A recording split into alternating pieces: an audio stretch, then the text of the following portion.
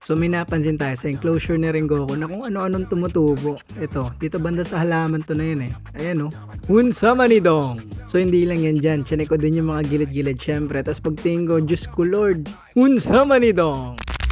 So ayun na nga, 3 weeks after mailipat yung alaga dito sa Exotic Sanctuary, may kung anong tumubo sa enclosure nila. Kaya chinek ko na rin yung ibang enclosure natin na may plants, baka meron na rin. Ito, enclosure ni Sanime, goods naman sa kabilang side. Dito naman sa kabila, wala rin. Chinek ko din yung kay Gyomei, pero all goods naman, malinis. Siguro dahil may drainage yung mga enclosure na to. Yung kay Rengoku kasi wala eh. Kahit walang bolos tsaka maganda ventilation, nagiging stagnant talaga yung tubig kaya nagkakaroon ng mold. Di ko alam kung anong tawag sa fungus o sa mold na yon. Di ko rin alam kung harmful sa tarantula kaya tatanggalin na lang natin. Syempre, suot tayo ng gloves at maraming urticating hair sa loob ng enclosure na yan for sure. Alam niyo naman kung gaano kalala yung panot ni Rengoku dati, di ba? So tabi muna natin to sa Rengoku. Ganda pa rin itsura niya kahit natural light lang, no?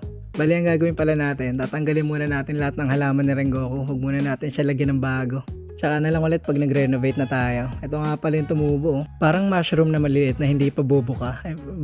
Bumubuka. So since wala pa ako pang renovate na mga enclosure nila, tatanggalin ko na lang muna yung side na tinubuan ng molds. Ito lang naman yung palaging dump o yung basang area kasi dito yung halaman eh. Diyan ako nagdidilig eh. Pero yung kabila, tuyong-tuyo. So tapal-tapal lang muna tayo ng substrate. Gamit natin Forest Bed by Pets Coco Friend, syempre.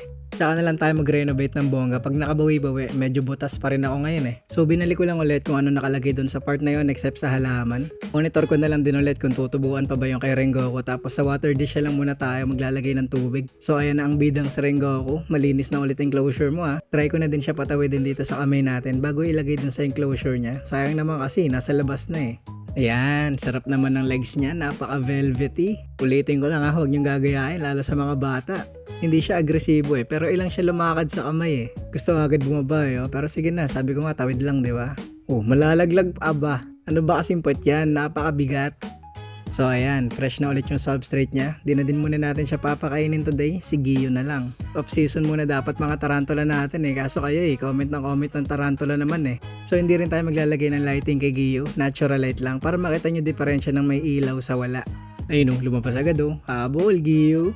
Nako, hindi niya madakot. Kukunin ko ba? Sabi ko nga, di ba, wag na. So ayan, itsura ni Giyo ng natural light. Madilim pa yan ha, umaambon. Paano kung maaraw pa?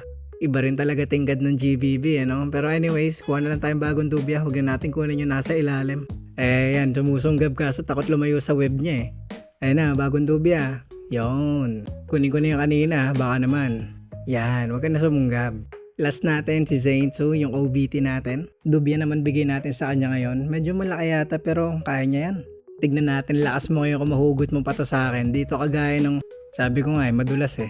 Slow mo na lang natin para kahit paano naman makita nyo siya bago tapusin tong video na to. Dulas kasi ng tweezer na nagamit ko eh, kaya di ko nabingwit eh. Anyways, yan na lang din muna for today mga Lodi. Bye-bye!